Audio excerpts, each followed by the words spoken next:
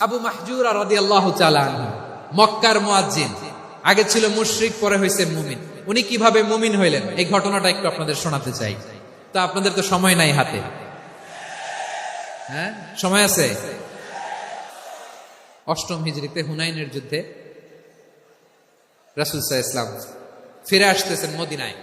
পথিমধ্যে বেলাল রাদিয়াল্লাহু তাআলা আনহু আজান দিচ্ছেন। কি দিচ্ছেন? তো পাশে ছিল মুশরিকদের একটা পল্লী, কিছু মুশরিক তরুণ, কিছু অমুসলিম কিশোর, তারা আজানকে ব্যঙ্গ করতেছে। আমাদের বাংলায় মুখ ভেঙ্গানো বলে আর কি। বেলাল রাদিয়াল্লাহু তাআলা আনহু আজান দিচ্ছেন, ওই বাচ্চাগুলো মুশরিক, তো ওরা আজানকে ব্যঙ্গ করতেছে, বিকৃতি করে ওরাও আজান দিচ্ছে। উদ্দেশ্য হচ্ছে আজানকে নিয়ে ঠাট্টা করা। উদ্দেশ্য কি? ঠাট্টা করা। ব্যাপারটা মনে কষ্ট পাওয়ার মতো ব্যাপার না? কিন্তু বিশ্বনবী ওইখানে দেখেন কি খুঁজলেন।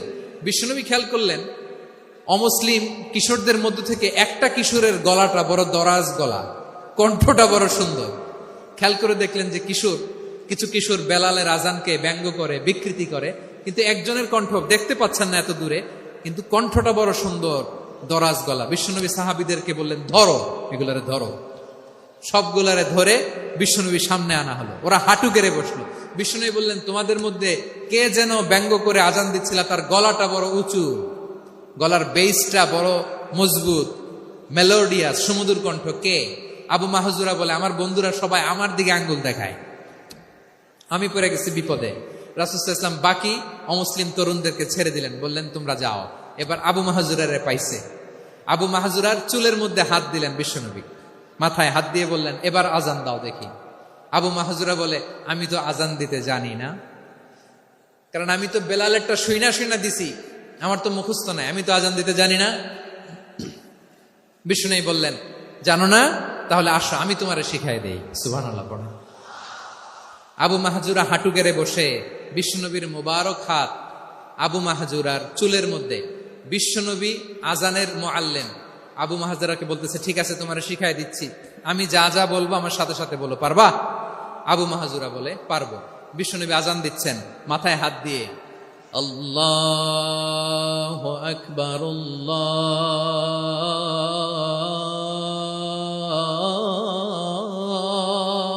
আকবার। আবু মাহজুরা এই বাক্যটা পড়লেন। বিশ্বনবী দ্বিতীয় বাক্য পড়তে আরম্ভ করলেন, আল্লাহু আকবার,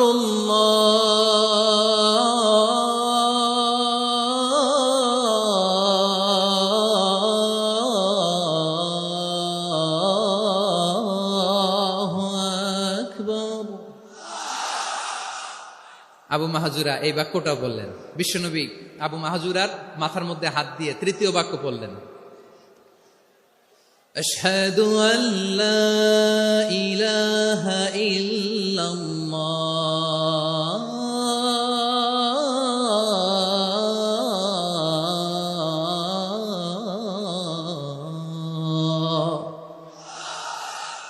আবু মাহজুরা তৃতীয় বাক্য পড়লেন। বিশ্বনবী একটা বাক্য পরে আবু মাহজুরা পরে, বিশ্বনবী পরে আবু মাহজুরা পরে। আবু মাহজুরা কিন্তু অমুসলিম, মুশরিক। আবু মাহজুরা বলে, এক একটা বাক্য পড়ি আমার কলিজাটা গলে ঠান্ডা হয়ে যায়। এতদিন মোহাম্মদকে গালি দিতাম, এখন মোহাম্মদ আমার মাথায় যখন হাত রাখছে আমার সারা শরীর ঠান্ডা হয়ে গেছে।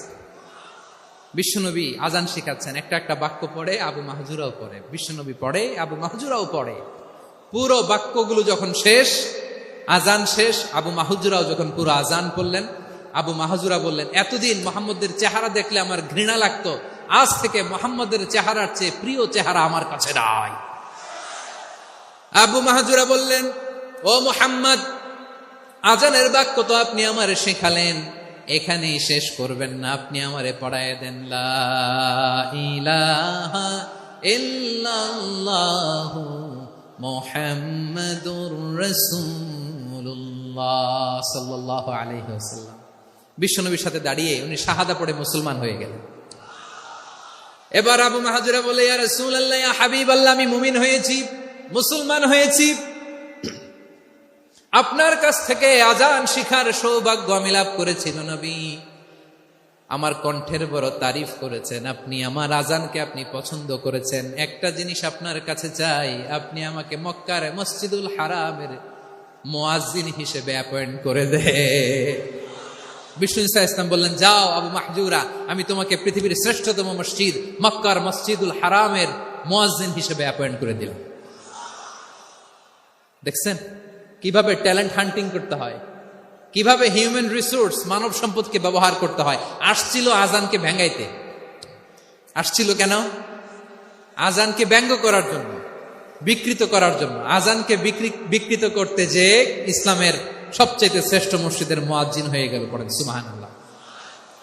হযরত আবু মাহজুরা রাদিয়াল্লাহু তাআলা আনহু ওনার এই সুললিত কণ্ঠ ব্যবহার করে মসজিদুল হারামে এত সুন্দর করে আল্লাহু আকবার বলে আজান দিতেন, মানুষগুলোর, মুসল্লিগুলোর, মক্কাবাসীর হৃদয়কে তিনি বিগলিত করে দিতেন। মানুষের হৃদয়কে ঠান্ডা হয়ে যেত। শুধু এখানেই শেষ না আমার যশোরের ভাইয়েরা, বিশ্বনবী যখন সাইয়েদনা আবু মাহজুরা রাদিয়াল্লাহু তাআলা আনহুকে আজান শিখাচ্ছিলেন, বলেন তো বিশ্বনবীর হাতটা কোথায় ছিল?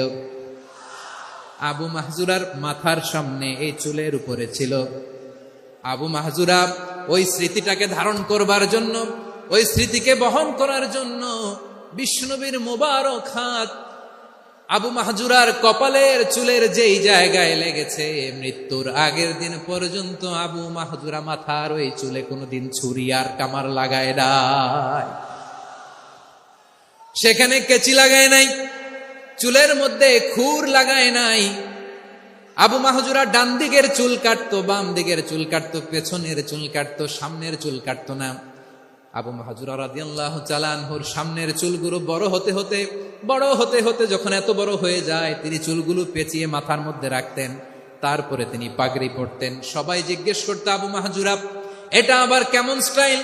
দেখতে তোমারে কি বিদঘুটে লাগে, কেমন অড লাগে, কেমন খারাপ দেখা যায়। মক্কায় এমন কোন মানুষ তো দেখি নাই, ডানে চুল কাটে, বায়ে চুল কাটে, পেছনে চুল কাটে, সামনে কাটে না। ওরে আবু মাহজুরা, কেমন দেখা যায় তোমারে, তুমি সামনের চুল কাটো না কেন? আবু মাহজুরা বলে, আমি হাঁটু গেড়ে পেয়ারা নবীর সামনে বসেছিলাম, আমার এই মাথার চুলের মধ্যে মুবারক হাত লাগিয়ে বিশ্বনবী নিজে আমাকে আজানের প্রতিটা বাক্য শিক্ষা দিয়েছেন। বিশ্বনবীর মোবারক হাত, পবিত্র হাত আমার মাথার চুলের যেই জায়গায় লেগেছে, আমি চাই ওই চুলগুলা নিয়ে আমি আমার কবরের ভিতরে যাব। সাইয়েদনা আবু মাহজুরা রাদিয়াল্লাহু তাআলা আনহু ইন্তেকালের আগের পর্যন্ত মাথার সামনের চুলগুলা কাটে নাই। মাথার সামনের চুল তিনি কাটেন নাই। সুবহানাল্লাহ বিহামদি। কেমন ভালোবাসতেন বিশ্বনবী সাহাবীদেরকে, সাহাবারা কেমন ভালোবাসতেন বিশ্বনবীকে। সামনের চুলগুলো বড় হতে হতে এত বড় ছিল, পেঁচিয়ে রেখে পাগড়ি করতেন, কাটতেন না। নবীর হাত লেগেছিল। সুবহানাল্লাহ পড়েন। তাহলে what is the lesson, moral of the story কি? মোরাল অফ দ্য স্টোরি হচ্ছে, আসছিল আজানকে ব্যঙ্গ করার জন্য, বিকৃত করার জন্য, হয়ে গেল মসজিদুল হারামের মুয়াজ্জিন। দেখেন বিশ্বনবী একটা খারাপ সিচুয়েশনের মধ্যে থেকে কি ভালো জিনিস বের করে আনলেন। আমি যে শুরুতে বলেছি কিভাবে তিনি হিউম্যান রিসোর্সকে ডেভেলপ করেছেন, ম্যানেজ করেছেন। তিনি যে চৌকস ট্যালেন্ট হান্টার ছিল, দেখেন সবার মধ্যে থেকে এর বাছাই করে মুয়াজ্জিন বানায় দিয়েছেন। সুবহানাল্লাহ পড়েন। তার মানে এই না সবাইরে ধরে ধরে উনি মুয়াজ্জিন বানাইছেন। যার যেই ট্যালেন্ট আছে তাকে ওই কাজে অ্যাসাইন করেছেন। যার যেই প্রতিভা আছে তার প্রতিভাকে ইসলামের কাজে লাগিয়েছেন। সুবহানাল্লাহ পড়েন। যায়েদ বিন সাবিত রাদিয়াল্লাহু তাআলা আনহু নাম শুনেছেন? যশোর, কথা বেরোয় না। যদি জিজ্ঞাসা সালমান খানের নাম শুনছেন, সবাই হাত তুলবে, জি হুজুর শুনছি, মানে সব দেখা শেষ। সালমান খান, আমির খান, অমুক খান, সব খান মুখস্থ, কিন্তু যায়েদ বিন সাবিতের নাম মুখস্থ নাই মুসলমানদের। যে সাহাবী মাথার সামনের চুল কাটে নাই, মসজিদুল হারামের মুয়াজ্জিন বানাইছেন বিশ্বনবী, ওই সাহাবীর নাম কি? খায়া ফেলাইস, স্লোগানের সাথে খায়া ফেলাইস। আবু মাহজুরা। কি নাম? আবু মাহজুরা আল জুমাহি রাদিয়াল্লাহু তাআলা আনহু। এই নামটা আজকে নিয়ে যাইতে হবে যশোর। আবু মাহজুরা রাদিয়াল্লাহু তাআলা আনহু। 2 নম্বরে বলছিলাম যায়েদ বিন সাবিত রাদিয়াল্লাহু তাআলা আনহু। বিশ্বনবী দেখলেন মদিনার এই আনসারী সাহাবী হাইলি ট্যালেন্টেড, ইন্টেলেকচুয়াল, মেরিটোরিয়াস, জ্ঞানের প্রতি তার আকর্ষণ, মারাত্মক আকর্ষণ। বিষ্ণুনবী তাকে দায়িত্ব দিলেন, কোরআন যা নাজিল হয় তুমি লিখো, কাতিবুল ওয়াহি বানায় দিলেন। সুবহানাল্লাহ। যায়েদ বিন সাবিতরে আবার আজান শিখান নাই, কারণ তার মধ্যে বিষ্ণুনবী প্রতিভা দেখেছেন, একাডেমিক প্রতিভা। বিষ্ণুনবীর একাডেমিক প্রজেক্ট গুলো তিনি হ্যান্ডেল করতেন। যায়েদ বিন সাবিত ছিল বিষ্ণুনবীর ব্যক্তিগত সচিব। কি ছিল? ব্যক্তিগত সচিব। বোঝেন নাই? বিষ্ণুনবীর ব্যক্তিগত সচিব এবং দোভাষী। ইহুদিরা কিছু লিখে দিলে এটার অর্থ বিষ্ণুনবীরে বুঝায় দিতেন, আবার ইহুদিদের কাছে কিছু লিখতে হলে তিনি লিখে দিতেন। বিষ্ণুনবী একদিন বললেন, ইন্নী ওয়াল্লাহি মা আমানু ইয়াহুদা আলা কিতাব। ইহুদিরা যে চিঠি পাঠায় অর্থ তো বুঝি না, আরেক ইহুদি আইনে অর্থ করা লাগে। আবার ইহুদিদের কাছে কিছু লিখে পাঠাইতে চাইলে আমরা তো লিখতে পারি না, ইহুদিরে দিয়ে লেখা লাগে। ওরা যে পয়রা শোনায় লিখে দেয়, আমি ওদের বিশ্বাস করি না। আমার নিজের একজন লোক দরকার। বিশ্বনবী এই যায়েদ বিন সাবিতকে চুজ করলেন ল্যাঙ্গুয়েজের জন্য। উনি বললেন, যায়েদ, তোমার সফট স্কিলকে ডেভেলপ করতে হবে, তুমি হিব্রু ল্যাঙ্গুয়েজ শিখে ফেলো। যায়েদ বিন সাবিত বলল, বিশ্বনবীর মোটিভেশন আর ইন্সপিরেশন পেয়ে আমি 15 দিনে ইহুদিদের এই হিব্রু ল্যাঙ্গুয়েজ শিখে ফেললাম। শুধু শিখে ফেললাম না, হাত্তা হাদিকতু, even I became master in the language. এই ভাষা আমি পারদর্শী হয়ে গেলাম। এরপরে ইহুদিরা চিঠি লিখে পাঠালে আর কোন ইহুদি ডাকা লাগতো না, আমি নবীর এটার অর্থ শুনে পরে বুঝাই দিতাম। আবার ইহুদিদের কাছে চিঠি লেখা লাগলে আমি যায়েদ বিন সাবিত চিঠি লিখে দিতাম। সুবহানাল্লাহ।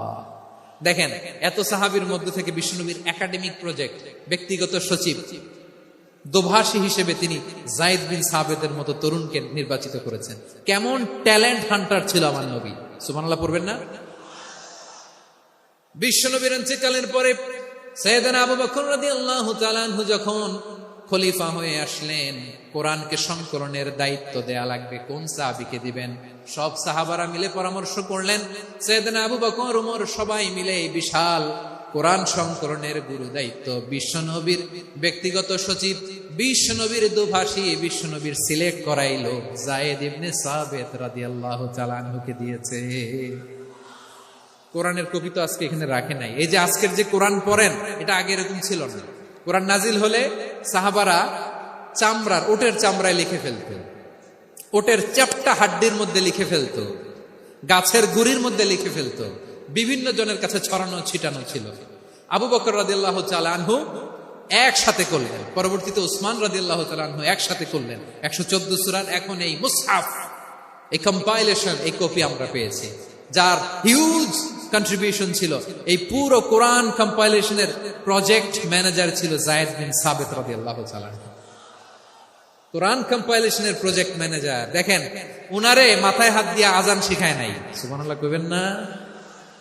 তাহলে প্রথম সাহাবী আবু মাহজুরাকে মুয়াজ্জিন বানাইলেন, যায়েদ বিন সাবিতকে ব্যক্তিগত সচিব আর দোভাষী বানালেন, মুসআব ইবনে উমাইর রাদিয়াল্লাহু তাআলা আনহুকে ইসলামের প্রথম অ্যাম্বাসেডর বানালেন। তাহলে তৃতীয় নাম্বার একজন সাহাবীর নাম বলছি, মুসআব ইবনে উমাইর। মুসআব কি নাম? নামটা কেমন লাগে? এই কয়েকজনের ভাল লাগে, বাকিদের ভাল লাগে না? ভাল লাগে? এই এই আর কয়েকটা মিনিট দেওয়া যাবে না আমাকে আল্লাহর রাস্তে? হ্যাঁ, ঠিক আছে। আমি তোমাদেরকে ভালোবাসা দেখাবো, দোয়া করবো যদি চুপ থাকো, একেবারে চুপ, কষ্ট সহ্য করো। বাকিরা যা সওয়াব পাবে তোমরা ডবল পাবা, যেহেতু কষ্ট বেশি, কিন্তু চুপ। 3 নম্বর সাহাবীর নাম মুসআব। এই ধাক্কাধাক্কি কেন? ধাক্কাধাক্কি কেন রে ভাই? না না না, এরকম হইলে আসবো না যশোর, আমি আর আসবো না। হয় পিছনে চলে যাও, নাহলে চুপ, ধাক্কাধাক্কি নেই। 3 নম্বর সাহাবীর নাম মুসআব। কি নাম? He was the first ambassador in Islam. ইসলামের প্রথম ডিপ্লোম্যাট, প্রথম কূটনৈতিক, ইসলামের প্রথম কূটনৈতিক, ইসলামের প্রথম ডিপ্লোম্যাট, প্রথম অ্যাম্বাসেডর মুসআব ইবনে উমাইর। মক্কার তরুণ যুবক, উনি পারফিউম লাগাইলে মানুষ দেখলেই বুঝতো এটা মুসআব লাগাইছে। এমন ড্যাশিং ফেসের ছিল, এমন স্মার্ট ড্যাশিং ফেস।